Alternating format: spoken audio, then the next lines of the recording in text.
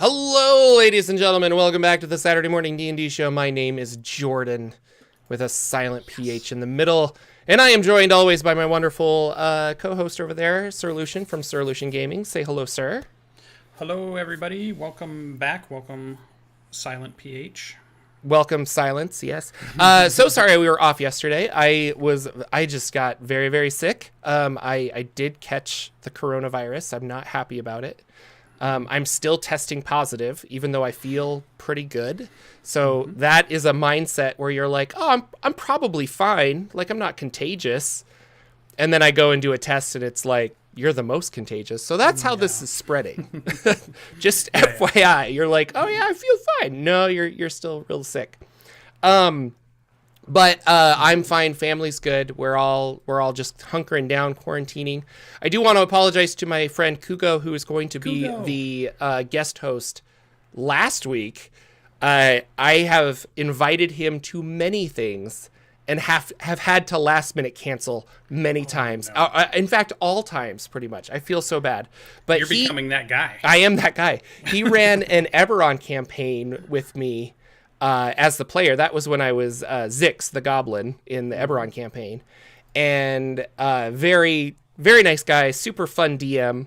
And he was stoked to be on the show, and then it just didn't work out. But we will have him on. I asked him if he wanted to be on this time, but he said that he had a graduation to go to. So it is that time, yeah.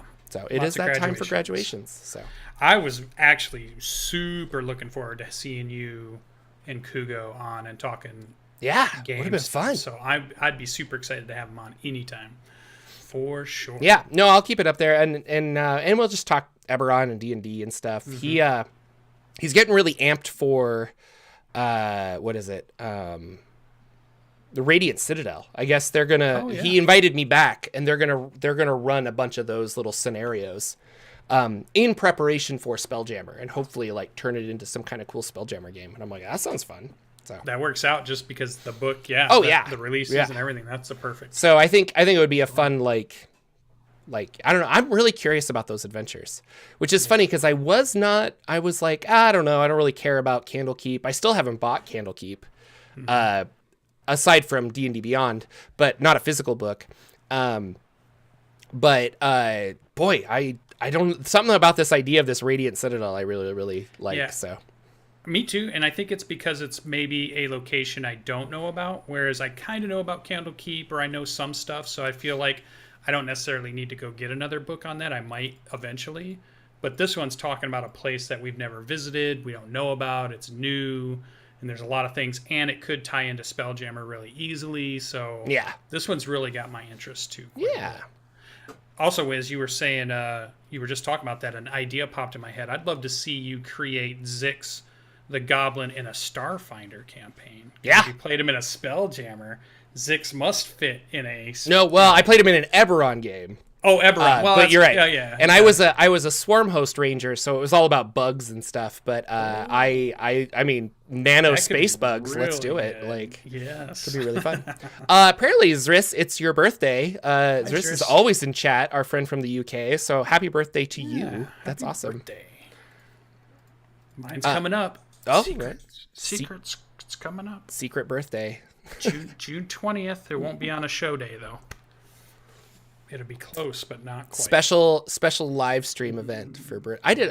I liked my birthday. I did a live stream event for that. Yeah, good to have you back, sir. You went camping, you ran around, I guess, had a good time. I did some fighting event. Yep. I meant to take pictures, put my armor on, and then never picked my camera up. I brought 3 cameras, never even picked any of them up. I was dumb. But I had a good day just because I was out fighting and having a good time and seeing old friends. It was really kind of the first event of friends I've went to since COVID. Like, I've been out shopping, or I've gone to a store. But to see I might have gone to an outdoor restaurant. I feel like Gen Con would be like that. Friends. Where it's like I've not been a gathering. Yeah. And people know me and they want to hug you, or we were a hugging kind of group even before in the reenactment groups.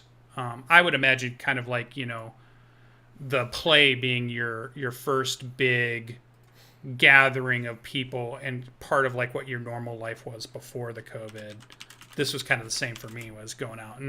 But it was outdoors, and I stayed away from people and did a good job. But I had just a lot of fun being out, and it felt like a little bit of normalcy, however you would pronounce that word, if it is a word. It just felt like, it was great. Something and then you get complacent and you're in a play, and all of a sudden, and then I go to Gen Con, a lot of your cast gets sick, and I was like, ugh. Well, here's the cool thing for you. You're close enough that you, even going to Gen Con, I'm imagining you're going to have antibodies that even if it's rampant in Gen Con, you will probably get it. I hope. It's probably like a blessing in disguise, where I'm just like, all right, we're going to keep these for a month later. Yeah. Yes. Lucian and I are going to Gen Con. We're really excited about it. That'll be fun. I did buy a couple of tickets to a few locations, or to a few games, a DCC game and some other stuff. But boy, they sell out so fast, and I completely missed the boat. But for me, Gen Con is more like running the booths, or seeing people, finding my friends, and then running games for them, which is what I plan to do. I think we're going to try to get that. I don't know if Conowitch is going, but I wanted to run her and Ted and you through a Kids on Bikes game. That'd be fun. Where this was before the pandemic, but in my mind, I had this whole game where I was going to use the layout of Gen Con, and we were going to play ourselves at a convention, and then there's going to be like a zombie apocalypse. A little too on the nose now with COVID, so I don't know if I want to do that. But Yeah. When I did, I volunteered to Game Master or Dungeon Master for Magpie a couple years ago when we went, and they paid for your ticket if you did enough games. And one of the games they had was called Urban Shadows, and you could think of that as like a Supernatural, the show, or kind of modern day vampires and werewolves exist, ghosts and things exist, and it's a whole system around that. And we were able to we could create our own adventure. They just wanted us to run a game using that system. And so I did just what you talked about. I set, they were, people that were at the convention, but they made characters where one was a vampire, or one was a ghost hunter, or one was, this or that. And the storyline was, there was a kind of a whodunit murder at Gen Con, and they were trying to figure out who did it and why and where. Was it the knife in the library, or was it with the wrench? I was kind of doing that kind of thing with it, and I thought that was really fun, because we had the Gen Con map sitting out, which you could use to play around with. I thought that was a fun, cool idea to do. So I like your idea. I love it. I love it. Super fun. But let's now we're just quoting MST3K with my good friend Steve Silverboulet. I love it so much. I made the comment that most of my D&D games just turn into MST3K episodes, I feel. But let's talk about some news. There is some really cool stuff happening in the world of Dungeons & Dragons. Go with the release dates, first of all, I guess. Those have been changed, correct, for these new upcoming books? This is what's on their website, and it is possible that they've only told us about the changes like in tweets or other places, but I went to their website this morning, and that's what's on the website. So it is possible some of this is delayed, yes. But what I saw was July 19th was Journey Through the Radiant Citadel. August 1st was the starter set Dragons of Stormwreck Isle, which was a 1 through level 3 adventure set, box set. The new starter set we had seen with the cool blue dragon on it. It does have dice in it, and it's got play mats and stuff, and pre-made characters and stuff. So a cool starter set if you're looking to get into Dungeons and Dragons. Welcome to the show if you are.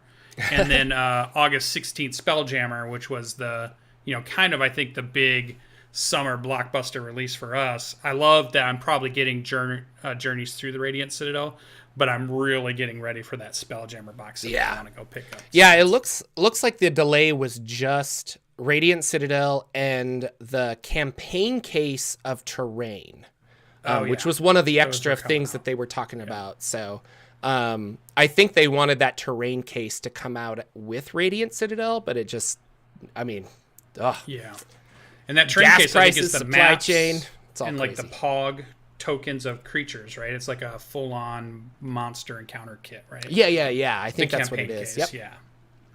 Has the monster like stickers that you can put down, or little tokens, reusable tokens, I should say, because I think you can put the stickers on top of them again. Not something I'm too interested in because I got a lot of minis and stuff. But if you're, I mean, I always talk about doing Dungeons and Dragons at the game store and like being able to roll that out and then have a bunch of tokens that I can easily swap out for a bunch of different monsters. That's really great. So yeah.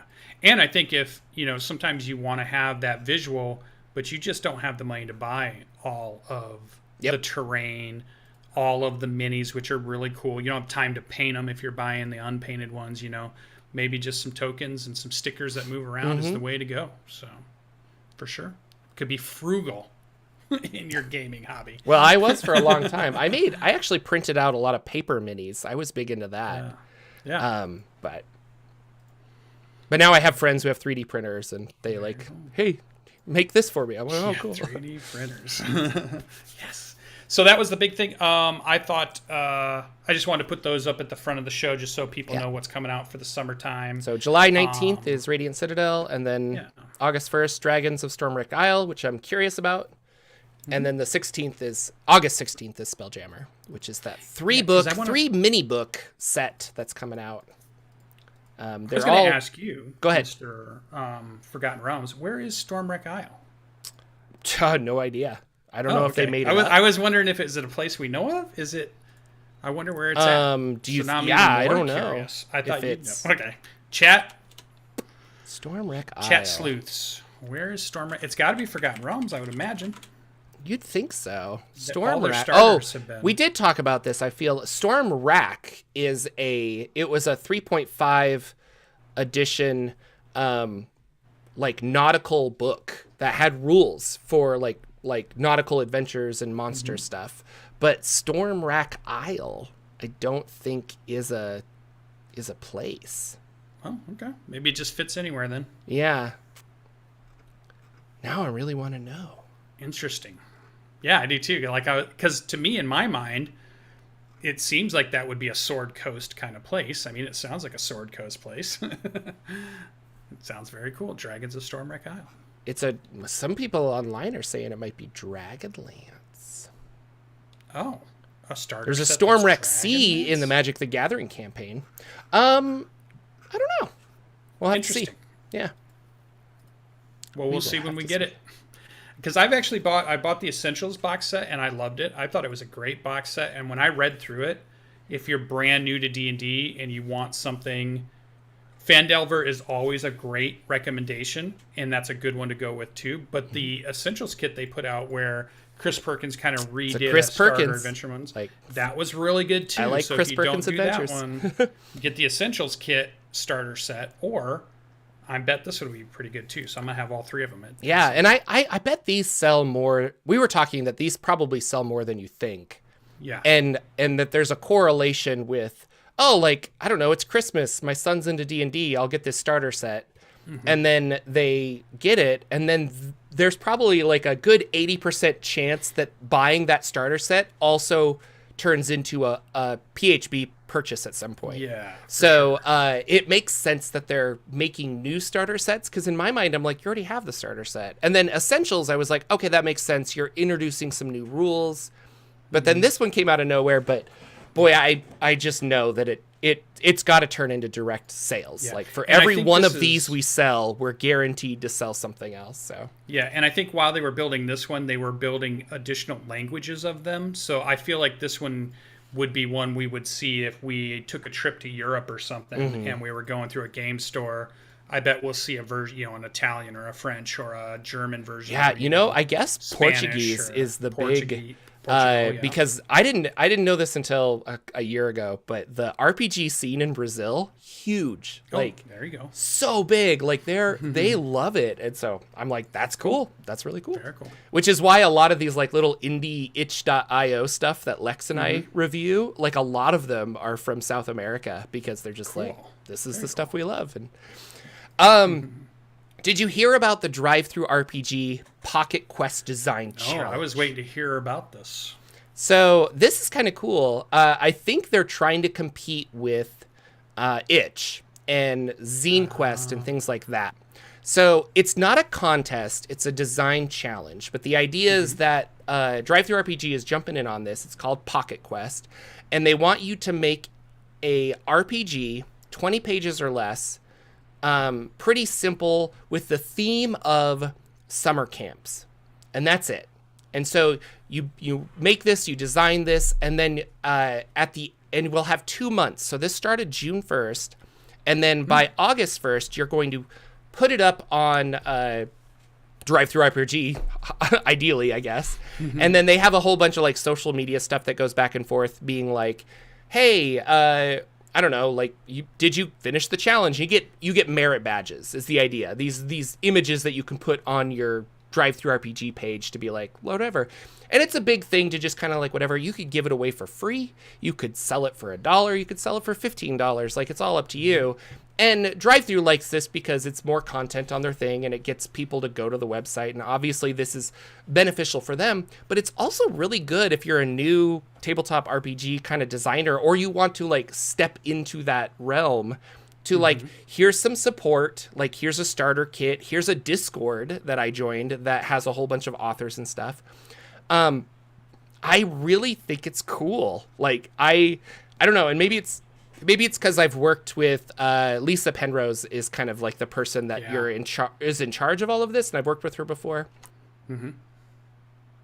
Excuse me, I had to cough. But I really like this. I think it's kind of cool. I was upstairs sick watching Stranger Things, and I started writing down rules for an easy little D6 camper system.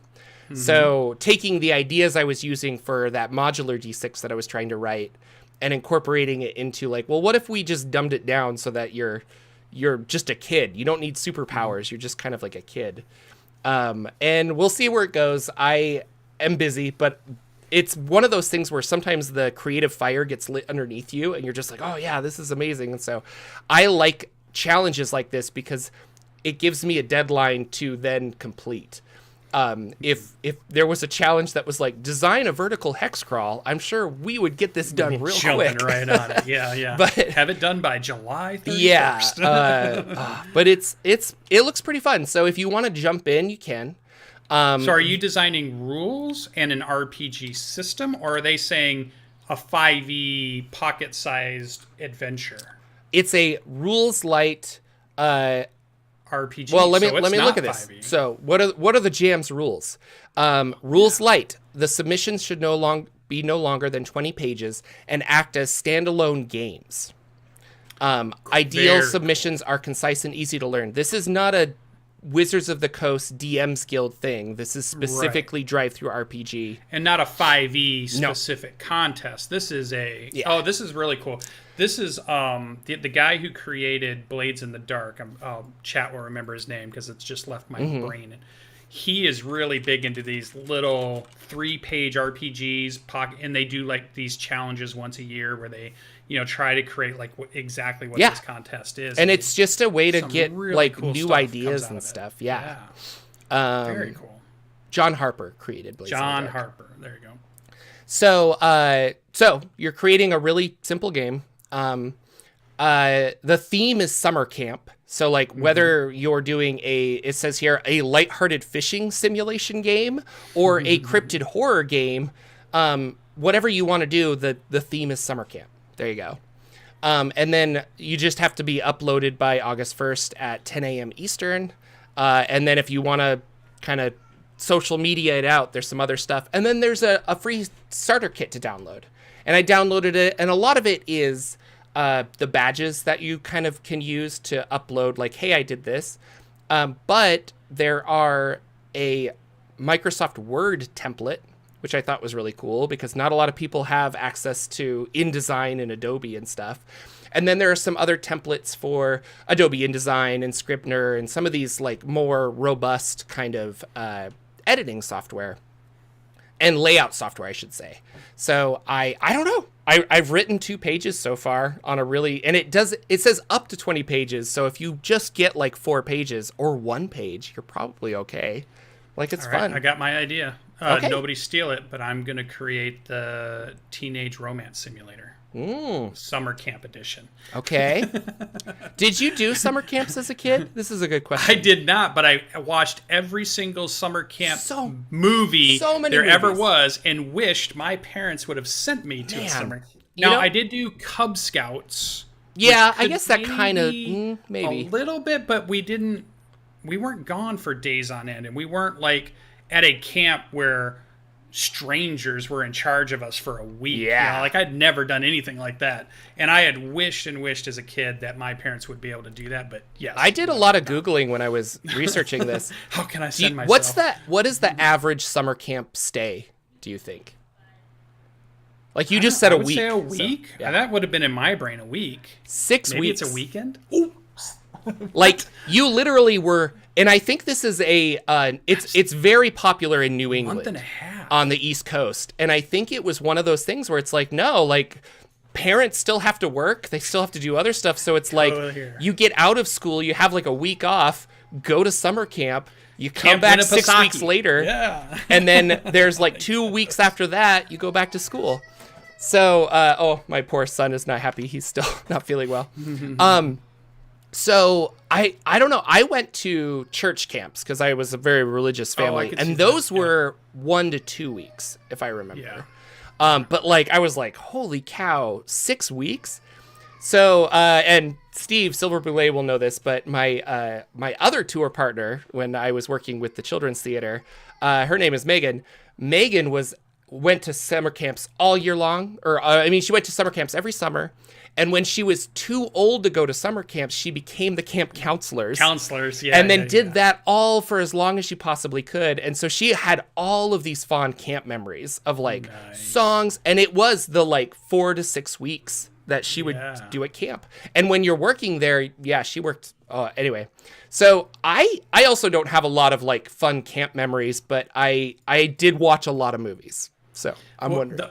One interesting thing, we have a camp that's here near us, and one of the counselors is in the reenactment group that I'm in, and they brought us out to do a show for the kids who had been out there, at that camp for a long time, and they brought us out, and we did a big medieval show of fighting and jousting and feasting, and got to eat in their cafeteria with them doing medieval foods. So fun. they kind of did a really fun thing. That was the only experience I went and saw a summer camp as an adult.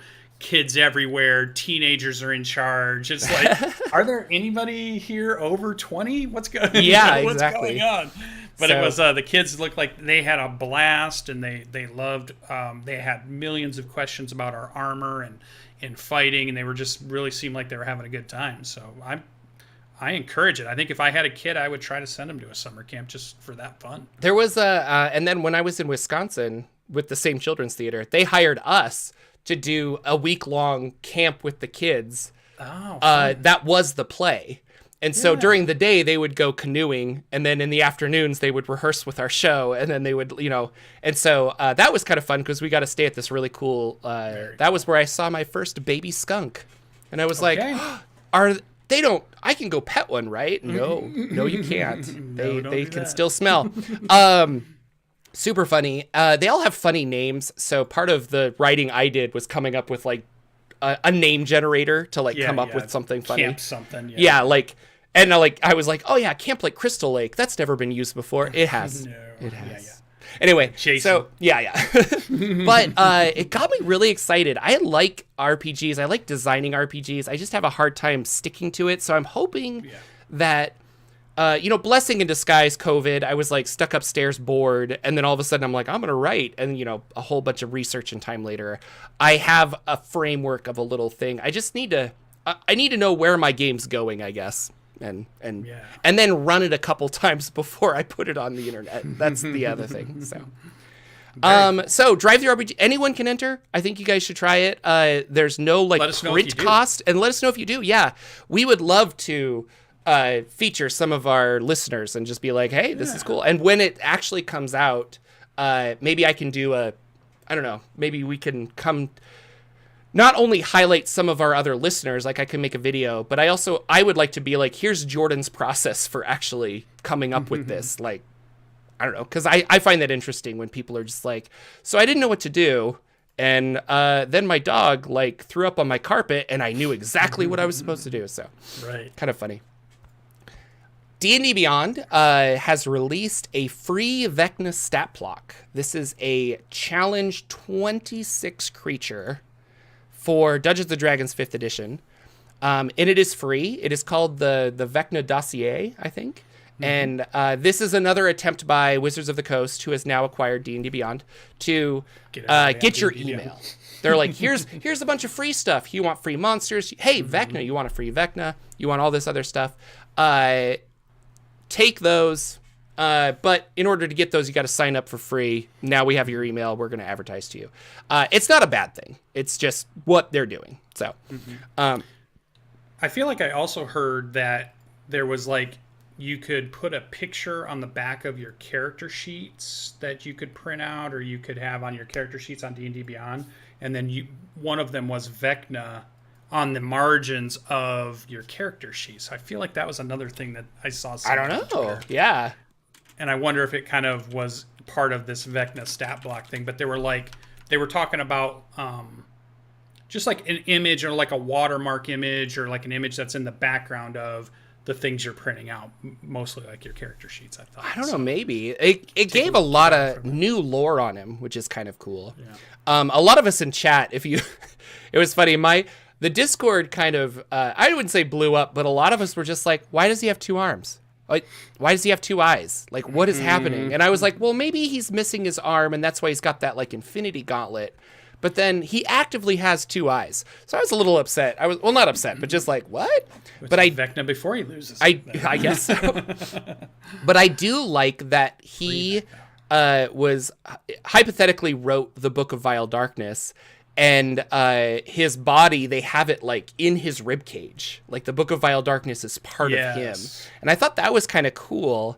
We'll see lore-wise where that goes. They changed a couple of things, saying like at some point he left Oerth and went to go live in a place called Citadel Cavidius. Well, Citadel Cavidius is a domain of dread, and he was imprisoned there in Ravenloft and couldn't get out.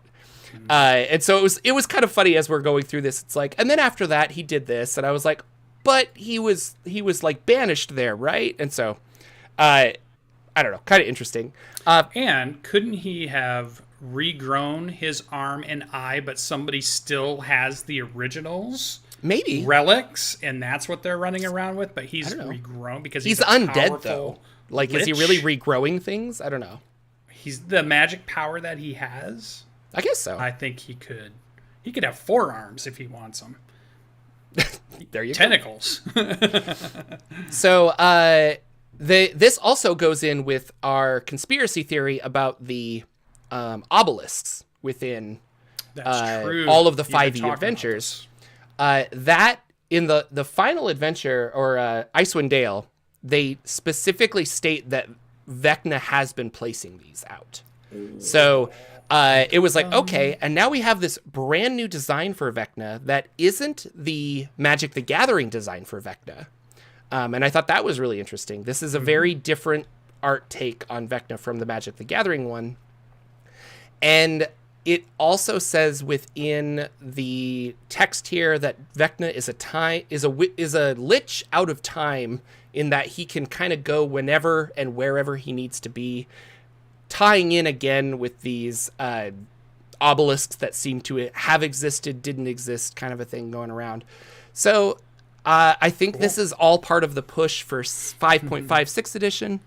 I was going to make a video, but I've been sick and stuff. But I want to make another tinfoil hat video where we talk about, like, what are the implications of this coming out. So I definitely want you to wear a tinfoil hat when you do that video. You have to, otherwise the mind rays get you. So yeah. Yes, exactly.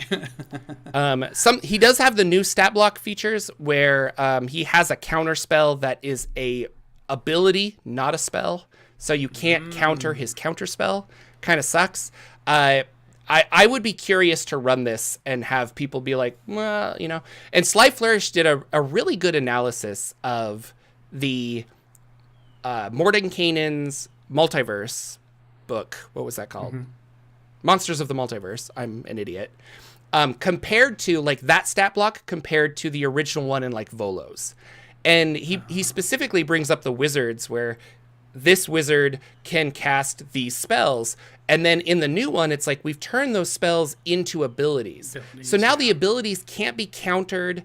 And what are the ramifications of that if you are a power gamer who's like, well, that's not fair because this wizard isn't playing by the same rules as my character. Mm-hmm. And I look at that and I'm like, well, that's because it's a monster. But when you're saying that you're both wizards in this magical world where we're all wizards, like, well, why can't I learn Arcane Blast? Well, because you're a player? So I was going to ask you about that. What do you think? Yeah. Well, and they're not playing with the subclasses of that players get. So well, this was specifically like a conjuration wizard monster. Yeah. So I was like, to me, I think, I could see. I always imagine the NPCs can have abilities or items or things upon them or training they've went through or gifts given to them by gods or other powerful entities that even though they say they're a conjuration wizard and I'm one, we would be very different. Yeah. The school I went to was a very different school than they went to, and there could be some differences there. And so I would never let that kind of just be like, they have to play like I play. Because I'm not really playing monsters. And I'm playing players that have lots of rules for players. They have rules for monsters. So I guess it never bugs me. Yeah, I don't know. It does others, though. It does. We've had, like, and I very much hate Counterspell. So the idea that I, as a monster, has Counterspell to do this really cool thing, kind of fun, but, like, I have friends that would be very upset that they can't be like, but I know that. And I'm like, but does your character, like, your character who grew up as this kind of a wizard, like, maybe they, see this. And he gave Sly Flourish gave an interesting analogy, maybe is the word, where running Tomb of Horrors, he had players that were constantly using Mage Hand to try and, like, unlock a door. Mm-hmm. And so the Sly Flourish was like, well, I don't really want you to do that. So all the doors are 15 pounds. So you can't open them with Mage Hand, which is more than Mage Hand can move. Somebody would know that. And they're like, well, that doesn't make any sense. Like, blah, blah, blah. And he's like, you don't think a Serac knows that Mage Hand can bypass all of these traps? Like, you don't think that he knew that? He probably made every door 15 pounds on that for that exact purpose. This rings true to that as well. Like, you don't think Vecna knows that Counterspell can be counterspelled, so he created his own that you don't understand how the magic works? Yeah. I totally agree. Yeah. And if you're that kind of power, you're going to keep that secret, Like, you're probably not going to tell a lot of people how I do Arcane Blast or something. Mm-hmm. So, but if a player was really interested in that, I would entertain the idea of turning it into some kind of ability if they wanted to, like, learn it, much like a magic item, like. Well, yeah. Yeah. But yeah, adding something in, and I think we all do that as dungeon masters every now and then. We can add in something very cool that makes your players, allow them to do something that maybe is not in the rules. But hey, just a perfect example is in our game, I have a bow that allows me to put Hunter's Mark, and I don't have to use, the concentration, so I can still be a normal character and use the normal set I have, but they're giving me this ability to do a Hunter's Mark because it just fit with his and my idea of how the character worked, and the bow is the thing that, controls that. So it's, it's not in there, but so I think you hit on it perfectly. Allowing them to quest or research or look for a way and maybe doing a fun mini adventure to learn that would be really cool, even though it's not specifically something they can just flip through the player's handbook and pick when they're creating their new character. Yeah. And we're getting to that point with campaigns. Like, I was thinking about starting another campaign and people were like, well, are there any restrictions? And I'm like, yeah. I was like, I don't want to bring Strixhaven into this. I don't want, and so we're getting to that point where I'm like, I kind of, for the adventure I want to tell, I need to narrow down the scope of D&D. So, but Vecna, he's out there. He's free. Check it out. I'm wishy-washy on the art, but I like the book in his chest. I think that's kind of cool. Monty Cook Games. Very cool. Yes. Monty Cook Big Games. announcement. Big announcement for them. After 10 years, they are opening up the Cypher system for just your average everyday creator, which they're creating a system reference document and an open game license for the Cypher system. So now, Lucian, you can finally make your Cypher system camping simulator game. Yes, I could. And release it by yourself without paying Monty Cook Games anything because they're just giving it away.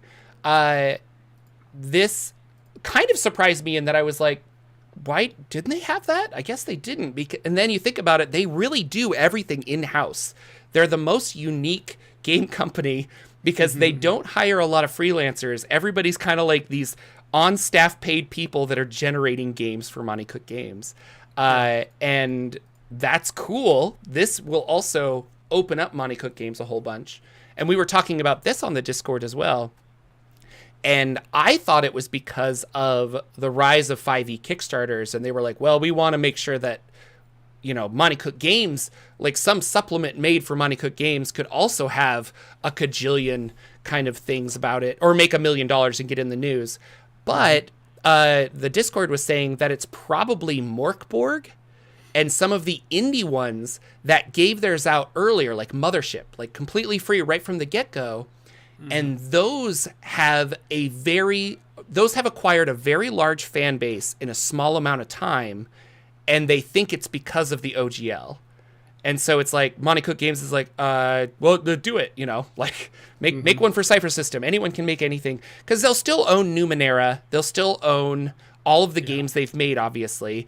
And by Numenera, I mean like the intellectual property that is Numenera, just like the Forgotten Realms intellectual property.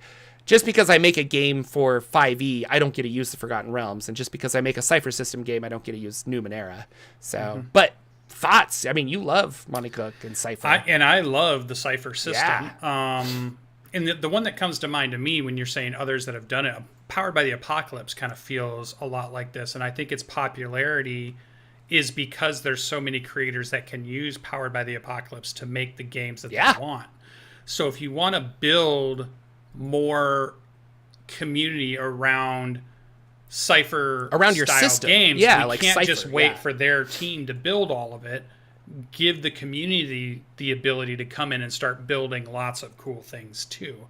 And I think that's great. I mean, there's all kinds of games I could think of that would fit in the Cypher system because it's a little bit lighter of a system than say 5e or Pathfinder, but it's definitely a little bit more substantial than say, you know, Kids on Bikes or Powered by the Apocalypse. Powered by the Apocalypse. There's a little bit more crunch to it than that. So it's a nice middle ground. And it fits so many genres because you already have so many examples of it fitting in other genres that you really could do just about anything. So I'm super excited. I think it'd be really cool to have, you know. And I think, and I was trying to think what game out there has not been represented that I'd be like, oh, this would be the one that would really fit in Cypher System really well. There's so many cool franchises that are already getting games now that I would have used, like doing something like Aliens or G.I. Joe or some of those. They finally have those, and those are now coming out. Here's mine. I think one that would be really fun, and there is a game out, but maybe a Transformers or a Voltron. Yeah. Would be a really cool Cypher System game where you could create the different things that come together and form a super thing. And that would be good for Cyphers too, because it's like, I've used this Cypher and now it's like Transformers feels like, I don't know, like I used my gun and now it's out and I can't use it anymore or something. Like, And just the quick rolling of the D20s and how the intrusions can happen and how you spend your pools for points. So you are using risk and reward. I think it would be and I believe Hasbro's making a Transformers game with G.I. Joe and which I will buy then. The Mighty Morphin Power Rangers game already came out. And I think that is going to be the same system. So, but they're working on it. But you can do Voltron. There you go. A really fun one. Or generic Japanese, or the other Zord Voltron, fighting. which was all the vehicles. Yeah. Which was like 20 vehicles that came together instead of just 5 lions. It was like there's another style of Voltron. He-Man that was the RPG? based, yeah, that could be cool too. Yeah. That could be cool. So those ones, big I think win would be for really cool. for the community. Like that's really what it comes down to. This is awesome. And, I would like to see what they're going to provide, and are they going to give us artwork stuff? Are they going to provide? I don't think framework artwork, but because usually system reference documents aren't artwork. They're like, here is the specific wording that we use that make it a Cypher system game. Gotcha. Because there was a court ruling that is upheld pretty well that you can't copyright game mechanics. I can't copyright the idea of rolling a d6 and saying that a six is a success. That is impossible. But the way you describe it, like you can copyright the text that you wrote. So doing this is a way for, and it was the same thing with 5e. Doing this is a way for me to make a 5e adjacent game without having to be like, I can't really describe it as advantage and disadvantage, but I can describe it another way. But now you just can, now like, oh, if I want to make a game like Cypher adjacent because I love Cypher, then you can. Or where a lot of people do this is supplements. Like I could make whatever, And we haven't really talked about this before, but I know of some people that are running a Eberron game using Savage Lands system. And it made me think like that would be really interesting to run Forgotten Realms with, Cypher system or something like that. Like I like the idea of doing weird things like that every once in a while. Or even running Numenera with 5e. And people that love that, like I have my homebrew setting or something, I'm going to make it. Here's the Cypher version. That's kind of cool. It does ask the question, are we going to get to the point where we have all of these system reference documents that like when Jordan and Lucian go to build something, you're like, well, here's the Pathfinder version. Here's the 5e version. Here's the Cypher version. Here's the Powered by the Apocalypse version. Play whatever system you want. We have made a version of our world, Actually, now that I think about it, I've already done this. Not officially, and I didn't release it as a game, but when I wanted, there was a anime that was called Grimgar, and when I wanted to run my first game as a dungeon master, I ran it at home with some work friends, and I used the Cypher system because I thought 5e was too much to try to teach a group of people for a single, in my head it was a single session. But Cypher system, as I'd been reading it, was really easy to teach to somebody in just a single session. And so instead of using 5e, I used Cypher system to build a game to play with friends at my house around the concept of that anime, which was you wake up from your world and you're in a tower and there's a bunch of like monks and clerics there that are helping you get up, and they start to introduce you to this new world, and they tell you, we don't know why it's happened, we don't know what happens, but every day or every time on this anniversary, groups of people like you just show up. So we try to take care of you, and the story goes from that to, that's what the whole anime is about. And I was like, that's such a cool idea because it explains why they're playing characters who don't know the world and they don't know how things work. And that's what they were. They were all players who had not played. So I thought this is a perfect marrying of concepts, and I used Cypher system to pull it off. And it worked really well. Built classes, used those mechanics, and everybody had a great time, and it turned into a 4-session game instead of just a 1. That's cool. And that's how I met also LB Hackemup, because the people that played were at the same workplace she worked at. That's how it's all coming together. That's fun. I mean, this is really cool. So we'll see where this goes. Cool. Monte Cook Games, they're making cool stuff. The amount of Kickstarters are going to go through the roof, I think, now that like a lot of these game systems are opening up. So very cool. Free RPG Day is June 25th. Well, you didn't say what game you would create. I said what game I would create. Oh. You didn't say what game Jordan would create for Cypher. I've only played Numenera. No. I don't know. Like I probably actually. So I feel like Numenera and Eberron are like adjacent in a way. Yeah. Not the same, but I'll say adjacent. Techno magic. Yeah. And when I was prepping the Eberron game, I had I was using the new Numenera for 5e that they released, Arcane Ancients of the Arcane or something. And so I would do something similar. Like I think I would want to make an Eberron game using the Numenera like class features and stuff. I think that would you lean into the steampunk part of it? Would you lean into just the technomancy part of it? Technomancy, I think. Yeah. And maybe expand certain things like hacking challenges to understand. So hacking cool. For an arcane perspective. So instead of a thief picking locks, you're actually like undoing web of arcane energy or something. I don't know. So very cool. Like it. I'd buy it. Okay. I got one customer, guys. Free RPG Day is the end of this month. And we should have been talking this up more, but I didn't even really think about it until Goodman Games started talking about it. But it's June 25th. And so go out for Free RPG Day. I called my local game shop and said, hey, are you doing Free RPG Day? And they said, yeah. And I'm like, awesome. And then I said, next month is July 16th, DCC days. Are you doing that? And they're like, I don't know. I don't think. And I'm like, you got to do it. So I have 2 game stores in my town, and one of them is doing DCC days. The other was wishy-washy on it. I'll probably drop by both just to see if they're doing stuff. But I want to run some games. So Goodman Games just released a preview PDF of the adventure. It's a 0-level funnel that you can get for free for DCC days.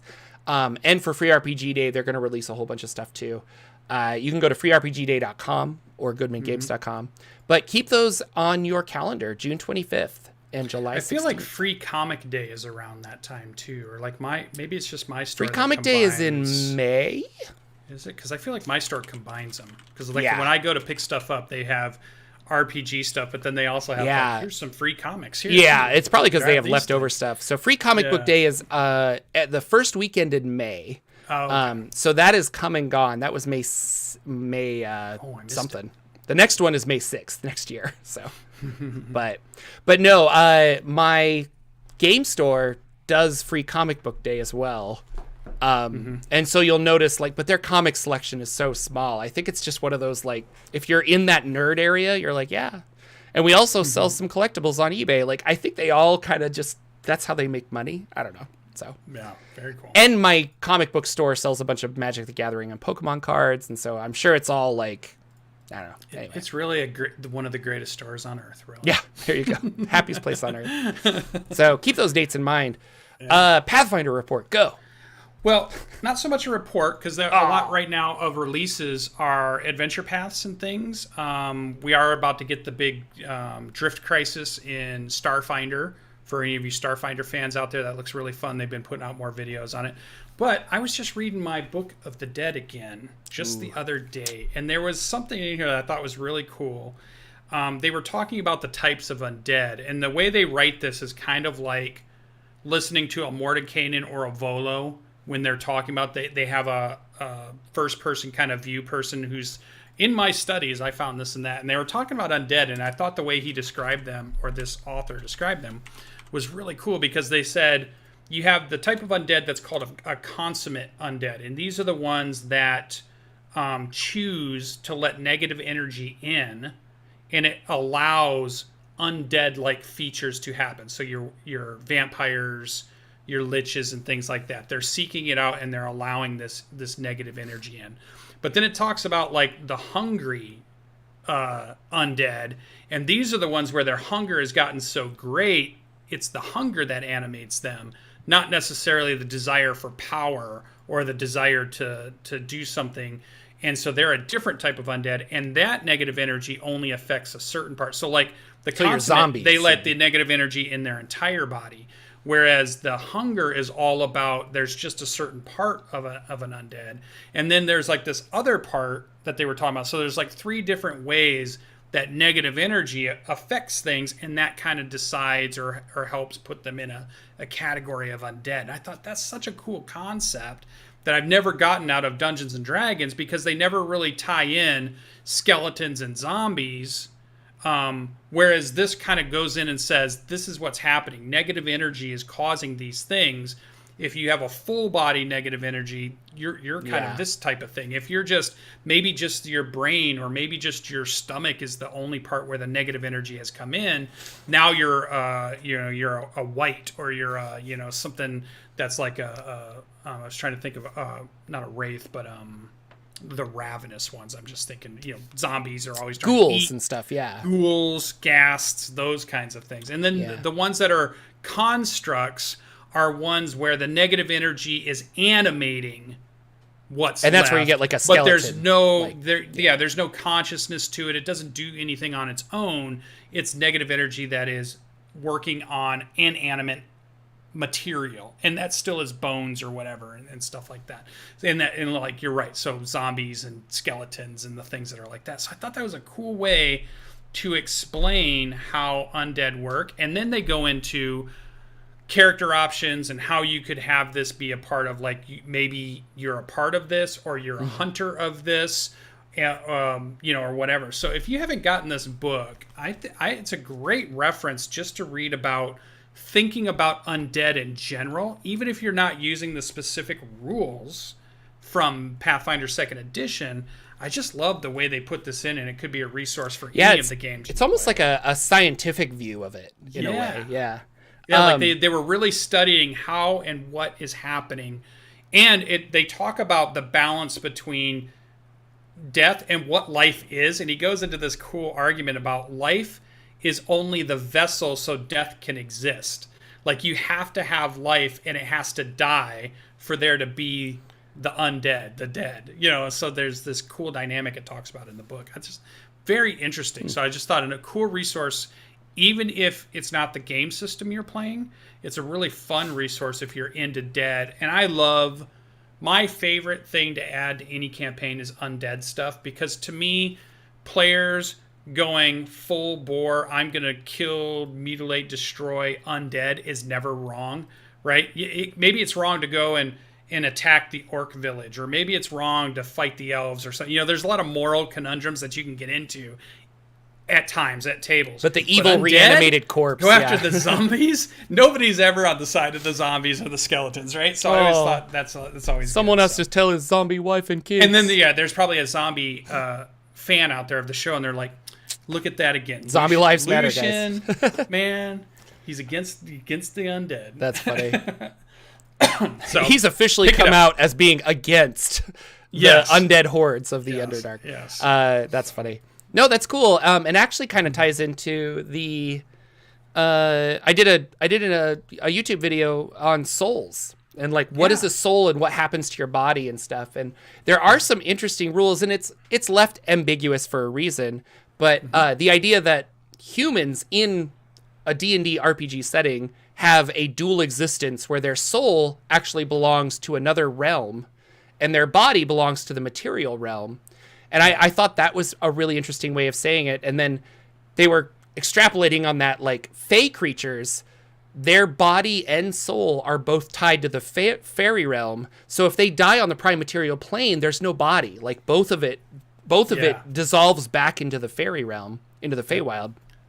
And in this one, it talks about the negative energy on a soul. Yeah. That's how you get the ghosts and the ghasts and the incorporeal. Yeah, and then they were saying it too, and when the stuff I was reading is that a ghost is someone who got trapped in the ethereal plane, and so now they're tied to the prime material plane when they shouldn't be, and that drives them crazy, and that's why ghosts can do all this other stuff. That's so cool. It's fun. I mean, this is my jam. Like, I love lore. I love thinking about, like, well, why did this happen, rather than just like, I don't know, there's a big monster. Like, and it can do these things. Like, but I like the idea that somebody studies that and they try to find out, well, how did it get that? Yeah. Is it a genetics thing? Is it a curse? Is it how does magic work? And I like that idea. Like, my body's going to be a vessel for negative energy. Now I'm a vampire. Like, it's kind of cool. Yeah. So I liked it. So a good resource. Yeah. Super fun. What's going on with Magic? Oh, the Magic the Gathering D&D Baldur's Gate set came out. Yeah, I'm gonna go buy it. That's Commander. I totally deck. right over my head, but that's a Commander deck that I'm not familiar with how to play Commander. But a lot of cool themed cards out there, like really cool stuff. So I gotta get them. Get them for sure. And that's what I was looking up because I was trying to find just before the show started if the Baldur's Gate one had come out, and it looked like it did. But then I saw another little article blurb over to the side, and it caught my eye. And I'm like, well, after today's show, I'm going to drive over to my game store today and pick up some of the Baldur's Gate stuff because I want the artwork and I want to see.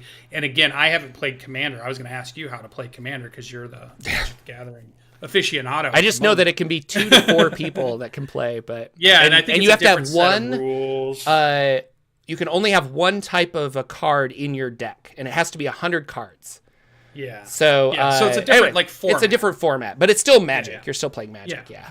And I thought that's so cool. So I want to go get all these because I think that'd be fun, and I want to bring them to Gen Con with us so that maybe we can have some and we can just whip them out and play. But then I saw on August 12th, Magic the Gathering is meeting my favorite other fantasy / sci-fi realm out there besides like Dungeons and Dragons is Warhammer 40K or even Warhammer Fantasy, which I love absolutely. And they're going to come, but they were like the juggernauts that fought each other in the gaming space. I always thought in my head, because it was like, I always thought Warhammer being, well, we're going to win all the gamers over by doing a tabletop cool game. And D&D was like, no, we're going to do a tabletop RPG. And that's how we're getting all the gamers. And we're going to do stuff that brings them to our, but now they're coming together. It's like 2 villains or the superhero and the villain coming together to work together. It's just crazy. I love Warhammer 40K and I love Warhammer Fantasy. To see them in a Magic the Gathering card set blew my mind. August 12th, go check it out. You can find this out on the internet. They've only done a little bit of blur, but they've started to show some of the artwork. And I hadn't really thought of a Magic the Gathering system that was futuristic.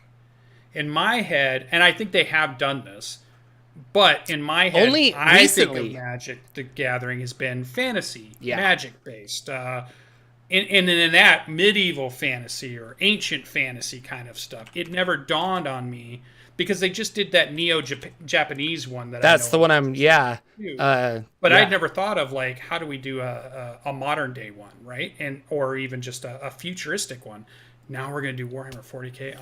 I will buy these cards. My wallet is going to be burning when I go pick all this stuff up. Yeah, I'm trying to remember the name of this set, but I can't. And I think it's a Commander set also. Oh, it is? Okay, that's kind of cool. Understanding the Commander set from the Baldur's Gate thing will help me also understand how to play this Warhammer 40K Commander set release. We're going to get Tyranids in Magic the Gathering. Oh my God, my head is exploding. It's just like bringing, pop culture things that you love that you never thought would come together, and then all of a sudden there's an announcement that says, yep, we're coming together. Yeah. It's so cool. It's like when Marvel and DC made their crossover comics back in the day. Sure. Yeah, the Kamigawa set was very I guess there was magic, but like very techno cyberpunk. Yeah, and it was weird. I thought it was weird Japan. because I remember they did a Stranger Things Magic the Gathering set, but that was like a special promotion, and this was like a core release. But I guess I don't know. You're not running out of ideas, but like you're going to expand at some point. So I liked it. Interesting. So I'm all about it. If you guys are into those 2 genres, that's the genre. Warhammer 40K and Warhammer Fantasy are the ones that, when they got brought to Total War, and they turned it into a game a tactical game that you could play using the Total War instead of doing a historical battle, they brought in this fantasy world of Warhammer. Blew my mind, and it's so fun to go back and play all that stuff. That's why I always want the people that are building movies for Dungeons and Dragons, I want them to build movies for Warhammer 40K. I want them to, I want the success. Some of those D&D video games are having. really good, the Warhammer ones, because they have so much like history and lore and there's so much lore. Like if you were a lore junkie or you wanted to do a lore channel, that's a lot of novels. Warhammer 40K has you covered because you'll be making videos for years if you're doing that. It's a lot of novels to read. Yeah. Oh man. Good authors, good novels. Yeah, I love it. Grim Dark World. Great. Well, that's our show. Did you play? Well, you didn't play any because I've been sick, quarantined. I did suggest in July that we should pick up. We should do the Eberron game. Yeah. And then I had 3 players make characters immediately and sent me backstories, and I was like, okay, I guess this might be happening. This is happening. So we're gonna try and find a date for that. I just don't know when. I don't know. And then after my play ends, which will be the end of the month, the Dungeon Crawl Classics crew were like, hey, we want to play too. And I was like, oh, okay. Yeah. So they want to play. So I might be like full on playing lots of games here shortly. So that'll be good for me because I miss playing games a lot. Yeah. Reading through these books and these pocket sizes yeah, has me really geeked. I'm so close to really just starting something up and running some players. And I think I might do something like we've been talking about, where grabbing some of the show fans. We've done it before in my Revenor game. Just look for a couple of people and just say, hey, can you play on this night? And Steve Zirk, who has been very generous with his super chats and things like that, and being a member on the channel here. He keeps telling me, Jordan, we got to do this all drow Patreon game, and I hear you. And there is a plan to do that, and I think I'm trying to think, Henry. I'm trying to think of a price point, and maybe I'll talk about this on Patreon. But like, I want to do like a Patreon tier, and then maybe run like, if you subscribe to this tier, I will run 2 games a month for like 3 months, and then we'll get like 6 sessions and the game will be done. And I think that would be really fun. But that is also something I want to do because you guys have been talking about it a lot, and it'll be a lot of fun. So that's it. That's our show. Very excited. We could talk a whole bunch more, but I have to go take a COVID test and see if I can perform in my play tonight. I've got to go buy magic cards. Yeah. We will be back next week with another episode of the Saturday Morning D&D show, maybe with a guest. We'll see. If Kugo jumps in and joins us. If not, this is fun. I love chatting with you guys. For sure. I will be gone the 25th. So that's here next free week, RPG and day. I'll be gone the next one. That is free RPG day. Okay. Maybe I'll do a live stream from my phone on free RPG day. That could be so fun. We'll see. Okay. Thanks, everybody. Take care, everybody. We'll see you next week. And have a safe, wonderful June. Bye-bye.